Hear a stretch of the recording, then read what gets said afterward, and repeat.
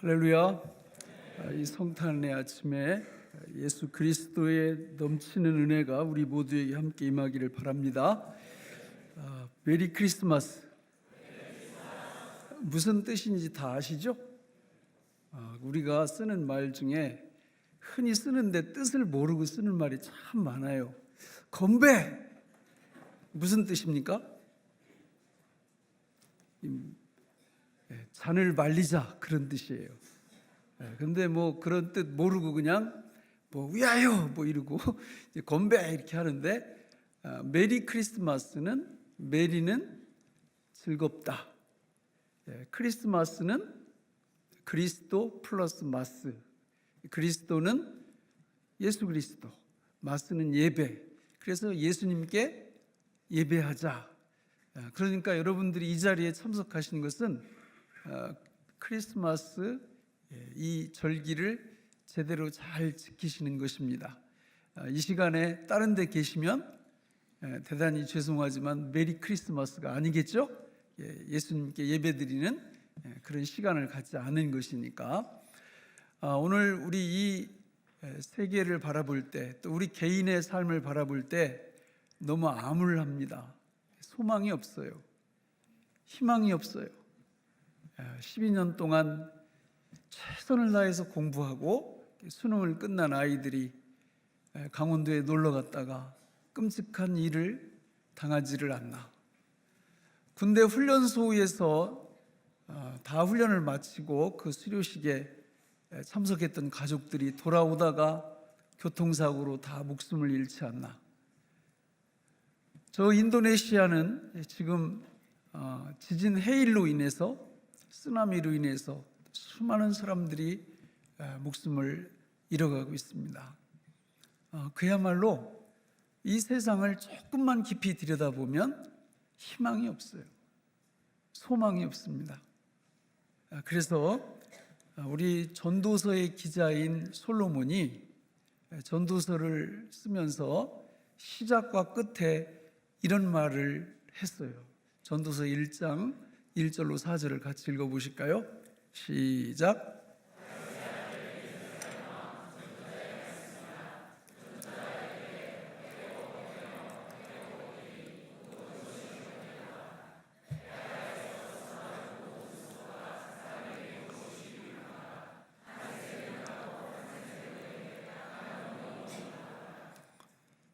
맨 마지막 12장으로 가서 12장 7절로 8절을 또 읽어보겠습니다. 시작. 흙은 여전히 땅으로 돌아가고 영은 그것을 주신 하나님께로 돌아가기 전에 기억하라. 전도자가 이르되 헛되도다, 모든 것이 헛되도다. 시작과 끝에 인생 자체가 헛된 것이다, 이렇게 말을 합니다. 그럼 전도서가 끝내 헛된 것으로 끝나느냐? 아니에요. 헛되지 않은 것이 있다고 최종 결론을 내립니다. 그게 뭐냐면 전도서 12장 13절로 14절에 나오는데 같이 읽어볼까요? 시작. 일의 결국을 다 들었으니 하나님을 경외하고 그의 명령을 지킬지어다. 이것이 모든 사람의 본분이니라. 저게 됐습니다. 저게 희망이고 저게 인류의 소망입니다. 사람의 본분 두 가지. 첫째가 뭐라고요? 하나님을 경외하고, 그리고 하나님의 말씀을, 명령을 지키는 것. 이게 사람의 본분이고, 희망 없는 절망의 세상 속에서 참된 희망의 삶, 참된 소망의 삶이 바로 하나님을 경외하고 하나님의 말씀을 지키는 것이라, 이렇게 결론을 내리고 있다라는 겁니다. 이런 삶을 사시길 바랍니다. 비결은 딱 하나예요. 어떻게 하면 하나님을 경외하고 하나님의 말씀을 지킬 수 있는가? 따라서 합니다. 예수님을 바르게 믿자. 예수님을 바르게 믿으면 사람의 본분을 다하는 것이고, 하나님을 영화롭게 하고 하나님의 계명을 지키는 것입니다. 그 본분을 다하는 것이 예수를 믿는 거예요. 그러면 예수 믿는 것이 뭔지 그게 알아야 될 거 아닙니까? 그래서 그 본문이 오늘 우리가 잡은 히브리서 3장 1절이에요. 같이 한번 읽어볼까요? 시작. 그러므로 함께 하늘의 부르심을 받은 거룩한 형제들아, 우리가 믿는 도리의 사도이시며 대제사장이신 예수를 깊이 생각하라. 히브리서 12장 2절도 같이 읽어보겠습니다. 시작. 믿음의 주요 또 온전하게 하시는 이인 예수를 바라보자. 그러니까 예수를 잘 바라보고 예수님을 깊이 생각하는 것이 예수를 바르게 믿는 것입니다. 그러니까 예수를 깊이 생각하시고 예수를 바라보려면 두 가지를 잘 알아야 돼요. 첫째는 예수를 아셔야 되고, 두 번째는 그 예수님 안에 있는 우리를 알아야 됩니다. 이 두 가지를 알아야 예수를 바르게 믿는 것이 돼요. 그러면 첫 번째로 예수가 누구냐? 오늘 예수님께서 아기 예수로 탄생하신 날을 기념하면서 우리가 크리스마스 하고 있는데, 그 예수가 누구냐? 오늘 본문을 다시 한번 볼까요? 히브리서 3장 1절 같이 보시면, 그러므로 함께 하늘의 부르심을 받은, 이거는 예수 안에 있는 우리의 위치예요. 오늘 앞에 부분은 뒤에서 말씀드릴 거고, 우리가 믿는 도리의 사도이시며 대제사장이신 예수를 깊이 생각하라, 이렇게 말씀합니다. 그러니까 예수님이 누구냐? 우리가 믿는 도리의 뭐라고요? 사도라고요. 사도라는 뜻은 뭐냐면 보내심을 받았다, 보냄을 받았다, 그런 뜻이에요. 그러니까 예수님은 보냄 받으신 분이에요. 누구에 의해서? 하나님 아버지에 의해서 보냄 받으신 분이에요. 예수님이 뭘 하라고? 믿음의 도리를 우리한테 가르쳐 주라고 사도로 부르심을 받았는데, 그 핵심이 뭐냐? 예수님이 우리한테 가르쳐 주시려고 하시는 핵심이 뭐냐? 예수 그리스도 그분이 누구라는 거예요? 누구라는 거예요? 대제사장이라는 거예요. 대제사장. 그러니까 핵심이 그거예요. 예수님이 누구시다? 대제사장이. 그걸 알려주시려고 우리 주님이 이 땅에 아기 예수로 오신 겁니다. 그러니까 우리가 예수를 잘 믿어서 소망 없는 세상 속에서 참된 소망을 갖고 희망을 갖고 이 땅 위에서 인생길을 걸어가기 위해서는 반드시 대제사장이신 예수가 누군지 아셔야 됩니다. 그러니까 이걸 모르면 인생은 꽝이에요, 꽝. 뭐 별 의미가 없습니다. 그냥 절망의 세상 속에서 절망하다가 절망 속으로 사라지는 것입니다. 그러나 예수 그분이 대제사장이시다. 대제사장이 갖고 있는 의미가 나하고 어떤 관계가 있는지, 이 부분을 우리가 제대로 알면 절망의 세상 속에서 소망 중에 살아갈 수 있게 되는 것입니다. 이런 축복의 삶이 우리에게 넘치기를 바랍니다. 여러분, 예수님께서 이 땅 위에 대제사장으로 오셔서 어마어마한 일들이 벌어진 거예요. 여러분, 우리는 이 땅 위에서 살다가 때가 되면 이제 하늘의 부르심을 받을 거고, 그리고 천국에 혹은 지옥에 갈 겁니다. 그 기준이 무엇입니까? 누가 천국 갑니까? 천국에 못 가면 왜 못 갑니까? 어떤 분들은 죄 때문에 못 가요 그러더라고요. 60점짜리 대답입니다. 천국 못 가는 이유는 죄 때문에 못 가는 게 아니에요. 죄 용서를 받지 못해서 천국에 못 가는 겁니다. 이게 100점짜리 대답이죠. 예수님께서 이 땅 위에 대제사장으로 오셨다라는 얘기는 예수님이 오셔서 우리의 죄 문제를 해결해 주셨다라는 거죠.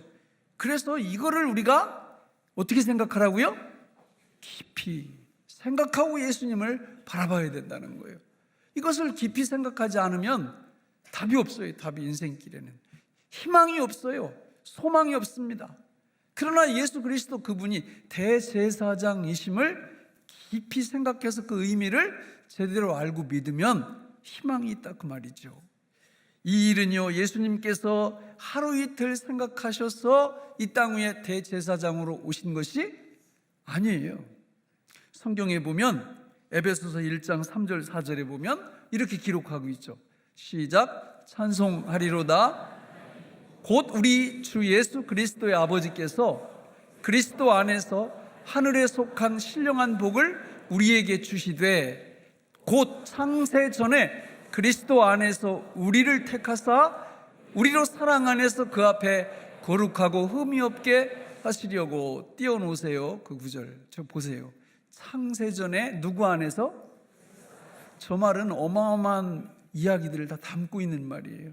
창세 전에 그리스도 안에서 우리를 택하사 우리로 사랑 안에서 그 앞에 거룩하고 흠이 없게 하시려고 이 세상이 만들어지기도 전에 믿는 자들을 다 예정하시고 선택하셨다라는 거예요. 언제요? 이거 이해가 가요? 이거 이해 안 갑니다. 이거 어떻게 이해가 가요? 우리 눈앞에 보이는 것도 이해 안 가는 게 많은데 세상이 만들어지기 전에 하나님이 우리를 부르셨다는 거, 그러니까 저건 이해의 영역이 아니고 믿음의 영역이에요. 믿으면 됩니다. 하나님이 그렇게 말씀하시면 믿으면 되는 거죠. 아니, 나는 믿기 싫어요, 나는 안 믿어요. 그러면 안 믿으면 됩니다. 간단합니다. 하나님께서 말씀하시는 거 성도는 그냥 믿는 거예요. 아멘입니까? 나는 이해가 돼야 믿는다. 죽었다 깨어나도 못 믿어요. 그러면 왜? 이해가 안 가. 창세기 1장 1절도 여러분 이해 가서 믿습니까? 이해 안 가요. 선언이에요. 선언. 전능하신 하나님의 선포요, 선언입니다. 우리가 전능하신 하나님을 진짜 안다면, 믿는다면 주님의 말씀을 다 믿을 수 있는 거예요. 이해할 수 있는 게 아니고 믿을 수 있는 거라고요. 믿을 수 있는 거라고. 믿으면 된다고요. 나 안 믿어지는데요. 그럼 믿지 마요. 안 믿어진다고 그건 말이 안 되는 거예요. 사실 나 이해가 안 가요. 그건 말이 됩니다. 근데 안 믿어져, 이건 원래 말이 안 돼요. 이해가 안 가기 때문에 믿으라고 그러는 건데 안 믿어진다고 그러면 답이 없죠. 지옥 가는 겁니다. 하나님의 선포, 하나님의 선언, 하나님의 말씀을 우리는 이해하려고 하다가 이해 안 되는 건 그냥 믿어버리면 돼요. 할렐루야. 신자는 그런 분들이에요. 창세전에 하나님께서 우리를 구원 백성으로 불러주시고 우리를 선택해 주셨다고 하는 것은 하나님께서 아담과 하와가 범죄할 것을 미리 아셨다는 걸까요? 모르셨다는 걸까요? 아셨다는 거예요. 다 아셨어요. 창세전에 범죄할 걸 아셨다고. 그래서 하나님이 예수님을 보내실 뭐를 이렇게 재고 계셨을까요? 계획하고 계셨을까요? 아기 예수로 이 땅에 예수님이 오실 때. 그래서 갈라디아서 4장 4절에 이렇게 말씀하는 거예요. 같이 읽어볼까요? 시작. 때가 참에 하나님이 그 아들을 보내사.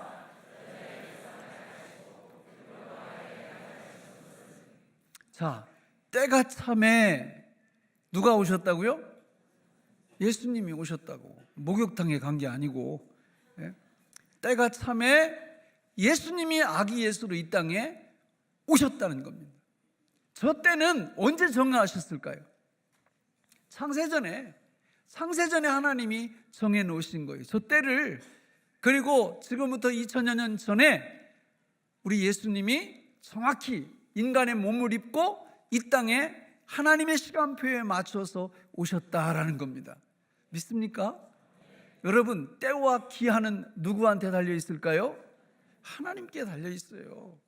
여러분, 이 땅 위에 지금 요 21세기를 살아가는데 요 21세기에 이 땅에 와서 이렇게 살 수 있도록 이 때를 누가 주관해 주신 걸까요? 하나님이 주관해 주신 겁니다. 우리가 오고 싶어서 이 땅 위에 온 게 아니에요. 그러면 여러분 마음 푹 놓고 사실 수 있겠죠? 그렇잖아요. 하나님이 보내셨으니까 하나님이 먹고 살게 하실 것이고 하나님이 이 땅 위에서 호흡하게 하실 것이고 하나님이 모든 거 책임져 주실 줄로 믿습니까? 우리의 만남의 때도 이거 너무 중요한 거예요. 예? 여러분, 어쩌다 보니까 내가 그 인간을 만나서 결혼한 게 아니에요. 하나님의 예정과 선택 속에서 정확한 때에 거기 갔더니 그 사람이 있어서 그 사람하고 결혼하게 된 거죠. 어떤 분은 사업을 하는데 너무 잘 돼. 그거 다 한번 분석을 해보세요. 다 사람의 만남의 그 때가 그 모든 것들을 주관합니다. 근데 누가 그 사람 만나게 하신 거예요? 하나님이 다 만나게 하시는 거예요. 이 모든 때와 기한을 주님이 결정하시는 겁니다. 내가 어쩌다 그 인간을 만나서 이런 얘기 하시면 안 돼요. 우리 삶 속에서 때와 기한은 다 누가 주관하신다? 하나님께서 주관하시는 겁니다. 예수님도 이 땅에 오셔서 이 때에 대한 이야기를 집요하게 하세요. 요한복음 2장 4절을 한번 볼까요? 시작. 예수께서 이르시되 여자여 나와 무슨 상관이 있나이까? 내 때가 아직 7장 6절 시작. 예수께서 이르시되 내 때는 아직 이르지 아니하였거니와 너희 때는 늘 준비되어 있느니라. 7장 8절 시작. 너희는 명절에 올라가라. 내 때가 아직 차지 못하였으니 나는 이 명절에 아직 올라가지 아니하노라. 저 때가 다 무슨 때예요? 저기 나오는 지금 예수님이 하신 말씀은 당신이 십자가에 못 박혀 죽으실 때예요. 그 때를 계속 얘기하고 있는 거예요. 이 땅에 오실 때도 하나님 아버지께서 정하신 대로 이 땅에 오셨고, 십자가의 그 대제사장의 사역의 완성하는 그 일인 십자가에 못 박혀 죽으시는 것도 아무 때나 죽으시는 게 아니라 하나님 아버지께서 정해놓으신 때에 죽으신다 그 말입니다. 그래서 우리 주님이 이 땅 위에 십자가에 딱 못 박혀 죽으시면서 마지막으로 하신 말씀이 요한복음 19장 30절인데 같이 읽어볼까요? 시작. 예수께서 신 포도주를 받으신 후에 이르시되 다 이루었다 하시고 머리를 숙이니 영혼이 떠나갔으니라. 예수님이 다 이루었다, 내 때를 다 이루었다 그 뜻입니다. 내 때를, 하나님 아버지께서 나한테 주신 그 사명을 내가 다 이루었다 이러고 운명하셨고 3일 만에 부활하시는 것입니다. 이렇게 우리 주님은 무슨 일을 완벽하게 감당하셨어요? 대제사장의 일을 완벽하게 감당하신 것입니다. 우리 주님이 대제사장의 일을 감당하시면서 거기 이루어진 업적들이 무궁무진해요. 그거를 우리는 이제 히브리서 3장 1절 앞부분을 가지고 지금 누구를 바라봤어요? 대제사장 되시는 예수님을 바라보고 그분을 한번 깊이 생각해 봤어요. 뭐 깊이는 평생 생각해야 되는 거고 오늘 시간이 뭐 이렇게 짧으니까 간단히 살펴봤고, 이제는 그 예수님 안에 있는 우리를 좀 깊이 생각해야 돼요. 그게 3장 1절의 전반부인데 우리 3장 1절을 다시 한번 읽어보겠습니다. 시작. 그러므로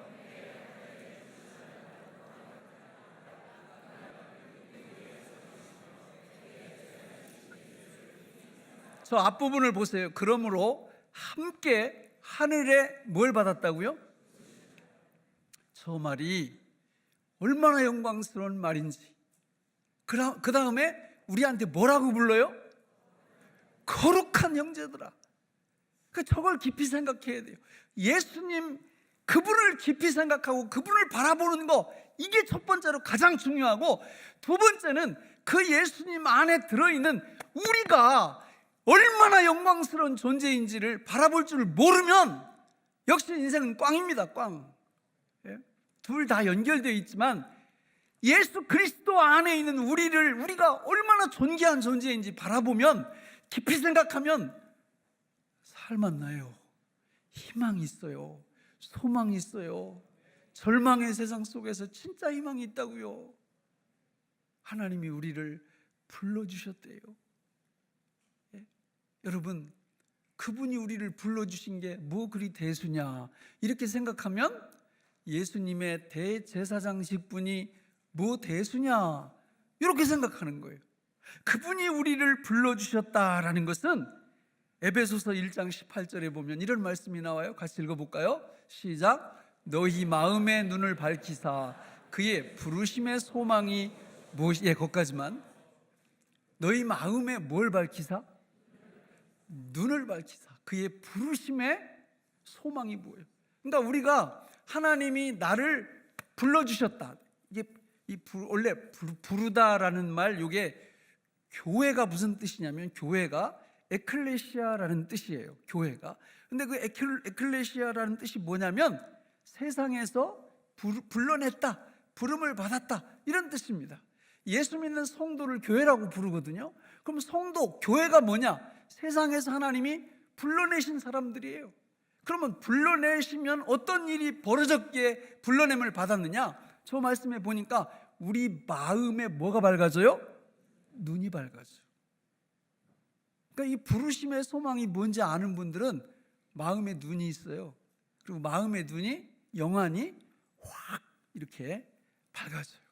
믿음이 좋으냐 나쁘냐는 요 마음의 눈이 얼마나 많이 열렸느냐 적게 열렸느냐 요거에 따라서 믿음의 성숙도가 드러나는 겁니다.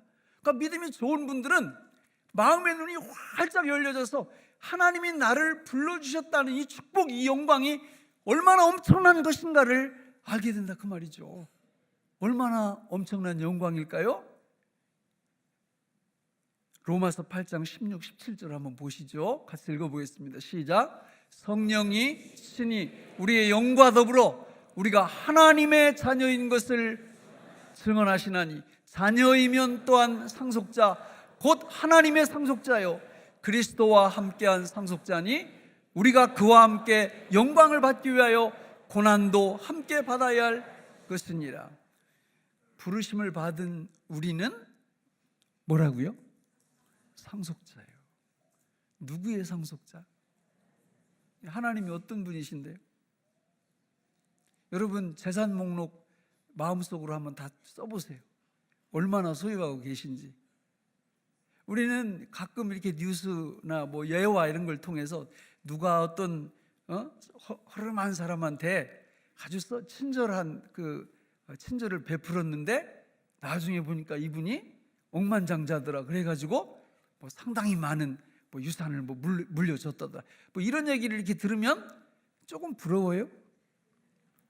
부럽죠 뭐. 아니 뭐 친절 한번 베풀었는데 억만장자래. 그런데 뭐 상당히 많은 걸 이렇게 받았대. 좀 부럽죠. 나도 그런 일 좀 있으면 좋겠다 이런 생각도 들고 말이죠. 그러나 마음의 눈이 진짜 열리면 우리가 하나님의 자녀이고 자녀이면 상속자고 전능하신 하나님의 상속자고 별로 감동이 없어요? 차라리 그 억만장자한테 친절 한번 베풀고 돈 몇 푼 받는 게 나은 것 같아요?